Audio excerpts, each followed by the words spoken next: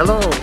We're looking at the financial statements for 2022 of the church, and these statements are audited by Spacek, Armstrong, and Nurad, an accounting firm here in Fredericton, and I want to thank them for the great job they did.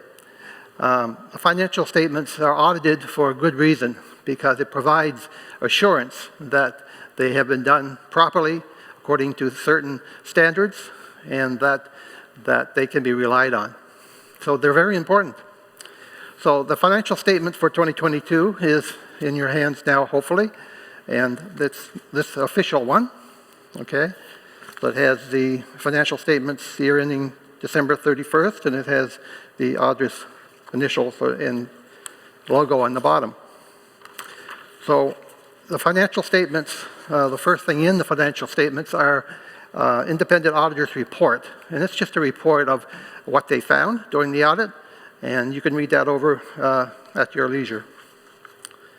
If we turn inside, and it's going to appear on the overhead, is page 3, and page 3 is the statement of financial position, and it starts off with assets, the current assets, cash, accounts receivable, HST receivable, and prepaid expenses. And the total of that is $178,982. Following that is capital assets, which is explained in note 4, and you'll be able to see that on that page. The capital assets and intangible assets, $990,980. The restricted fund investments in cash, which is in note 6, $171,376. That totals $1,341,338. Then we have liabilities, things that we owe. And we have current payables and deferred contributions, $68,622. Forgivable mortgages, and that is to do with the microhomes. We had a interest-free forgivable loan from a government agency, and its total is $155,238, and that's explained in note 8 in the financial statements. The net assets is $1,117,478. So we turn the page to, or the next slide, which is page 5, and that explains what the net assets are. So the general fund has $612,099. The Babineau Memorial Fund, $11,797. The Capital Reserve Fund, $193,820. And the Microhome Fund, $299,762. That's mainly made up of grants that we received and part of the forgivable loan. You'll notice that the Capital Reserve Fund is down from the $200,000, and that is because we had a loss in some of the investments during the year. The next slide, page 4, in the financial statements, is the statement of financial position, and it shows the operations. So revenue, $943,258. And expenses, $1,011,946. So we had a net deficit at that point of $68,688. And I might mention that it started 2022 when we had the budget. We had some objectives for the year, and included in those were support for those in need. So part of what we spent our money on during the year was to help those in need. And we had some capital projects that we wanted to do, and we did do those, and we'll explain those later on. And we had some COVID recovery initiatives that we wanted to do, and we did those. And we had some money in there for unexpected expenses, which we did incur and which we did do. So we kind of met our objectives that we had planned. We had, under restricted funds, we had the loss from the Babineau investment of $1,751. We had unrealized loss on the capital reserve fund of $11,797. Now, some of that money has already come back. It's the change in the market value. So some of that has already been gained back. So we expect it to recover over time. So it's not to be something that is going to be permanent.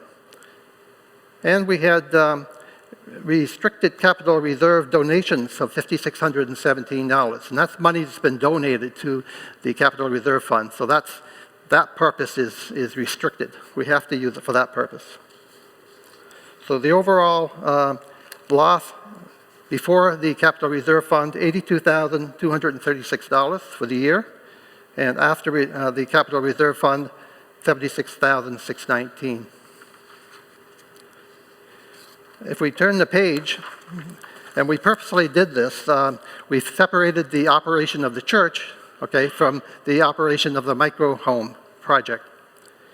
And during the year for the micro home project, we had grants of $295,000 come in.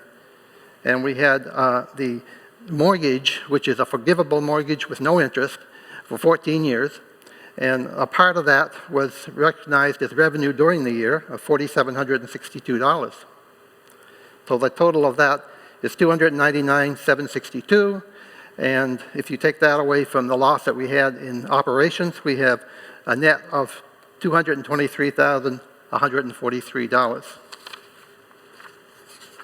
And praise the Lord, because it's all the things that He had us do during the year. So congratulations on everything that was done. On page 6, on the financial statements, which is the next slide, we have just the cash flows, and we had 2021 and 2022 indicated there.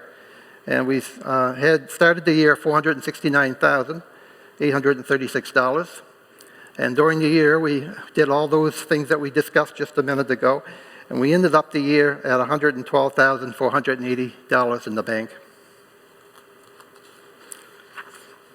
Okay, so if we go a little further and explain some of the things that we did do, we had micro home on 156 Jaffrey Street, and if you haven't been there, you want to drive by it and have a look at it. It's a nice building. $427,064. We did the parking lot, which was a cost of $156,644. We had to buy a new photocopier, $10,368, and that is a great buy because not only was it a reasonable price, but it's saving us a bundle of money in copy cost. Other equipment, $16,187. And building repairs, which we had to do during the year. We did some work on the tower out front on the side, and we also had to do the wall in the front of the church, $8,813. We didn't expect to have to do that, but it was necessary. So on Schedule 1, on page 11 of the financial statement, we have some breakdowns on the revenues, the receipts that came in during 2022. And so we had in tithes and miscellaneous receipts, $791,539. Government assistance, $13,218, and that was the summer grants that we have for hiring young people. We had general ministry, $694. We had missions and evangelism for $21,140. We had missions, and then Next Gen Family Ministries, $10,341. Summer camps and programs, $37,717. Care and Freddie Link, $61,494. And community ministries, $6,890. Music and creative arts, $225, for a grand total for revenues and receipts, $943,258. Next slide, Schedule 2A on page 11 in the financial statements. We have payroll at $514,729, general ministries at $30,700, occupancy and depreciation $179,724. And I might mention just that depreciation is not a cash flow; it's an expense, but it's not a cash flow. Bank and bank payments fees, $11,418. Office expenses, $32,829, totaling $769,400 for general expenses. Next slide, Schedule 2, page 11, is the rest of the expenses. The missions and evangelism, $43,858. Next Gen Family Ministries, $25,012.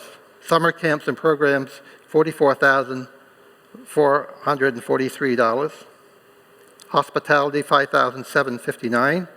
Care for the city, $78,853. Community, $23,994. Music and creative arts, $20,627, for a total expense or expenditures of $1,011,946. So those figures, the total of expenses and revenues, are in the financial statement, and that is your 2022 financial statement.